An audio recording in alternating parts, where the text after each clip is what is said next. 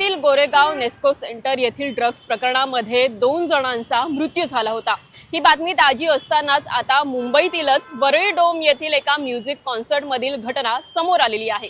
ती म्हणजे अशी की या म्युझिक कॉन्सर्ट मध्ये हजारोंच्या संख्येने तरुणांची गर्दी होती आणि यातच एका मुलाचा मृत्यू झालेला आहे। आता हा मृत्यू होण्यामागचं नेमकं कारण काय? ड्रग्सच कारण होतं का किंवा आणखी काही? याचा तपास एकीकडे पोलीस करतायत, मात्र या संपूर्ण जे आहे कॉन्सर्ट दरम्यान घडलेल्या घडामोडींमुळे पुन्हा एकदा म्युझिक कॉन्सर्ट असेल किंवा ड्रग्स प्रकरण असेल या संबंधितली चर्चा आता होऊ लागलेली आहे।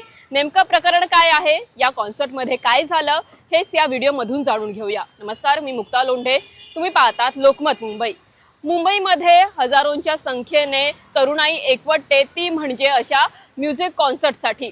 अनेकांना या म्युझिक कॉन्सर्टचं प्रचंड आकर्षण असतं। हजारो लाखो रुपये या म्युझिक कॉन्सर्ट मध्ये जे आहे लावले जातात। असंच मुंबईमधील वरळी येथील नामांकित जो परिसर आहे त्या ठिकाणी वरळी या डोम मध्ये स्पेस बाउंड या कंपनीने म्युझिक कॉन्सर्टचं आयोजन केलं होतं।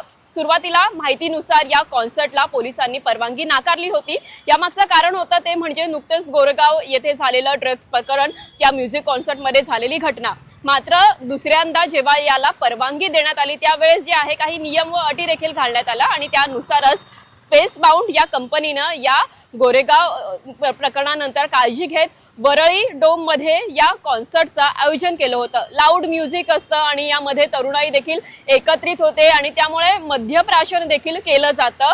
आणि या संपूर्ण जी आहे घडामोडी दरम्यान एक बातमी समोर आली, ती म्हणजे अशी की 28 वर्षीय ऋषिल गांगुर्डे या तरुणाचा जो आहे मृत्यू झाला।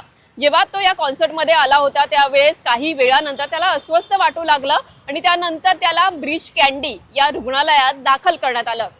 या संपूर्ण जे आहे घडामोडी दरम्यान किंवा त्याला रुग्णालयात नेण्यापर्यंत त्याचा मृत्यू झाल्याची माहिती समोर आली आणि त्यानंतर पुन्हा एकदा या कॉन्सर्ट मध्ये नेमकं काय घडलं किंवा ड्रग्ज प्रकरणाचे याचे काही धागेदोरे लागतात का, असा सवाल किंवा अशी चर्चा देखील आणि ही किनार याला जोडली जाऊ लागली। आणि याच कॉन्सर्ट मध्ये एक महिला होती, ती देखील जे आहे अशाच प्रकारे या अस्वस्थ वाटल्यानंतर तिला देखील जसलोक या रुग्णालयामध्ये दाखल करण्यात आलं होतं। मात्र या महिलेची प्रकृती सध्या तरी स्थिर आहे अशी माहिती समोर येते।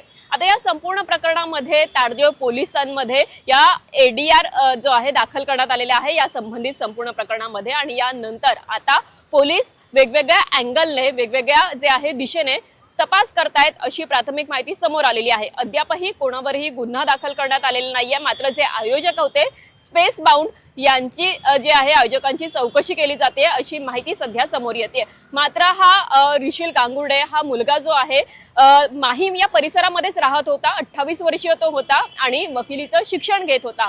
आणि खास करून या असे जे कॉन्सर्ट असतात यामध्ये मोठ्या प्रमाणामध्ये सुरुवातीला जसा उल्लेख केला होता की तरुणाई ही एकवटते, त्यावेळेस जे आहे ड्रग्स असतील यामध्ये कोणत्याही प्रकारे जे आहे अशा घटना घडू नये याची खबरदारी पोलिसांकडूनही घेतली जाते।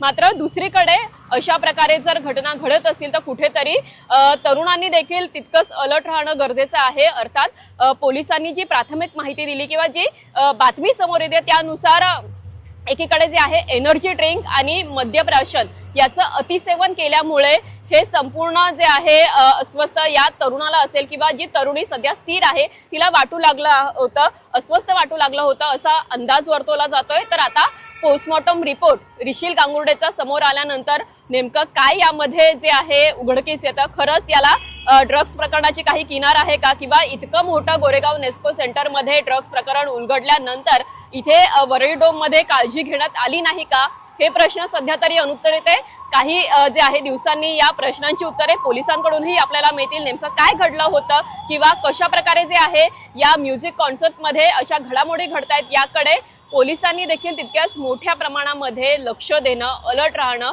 गरजेचं आहे आणि तरुणांनी देखील तितकीच खबरदारी घेणं अशा कॉन्सर्टला जाण्यापूर्वी तितकंच आवश्यक आहे। त्यामुळे आता आगामी काळामध्ये या संबंधित नेमकं काय समोर येतं हे पाहणं देखील तितकंच महत्त्वाचं असेल। लोकमत मुंबईसाठी मुक्ता लोंढेचा रिपोर्ट।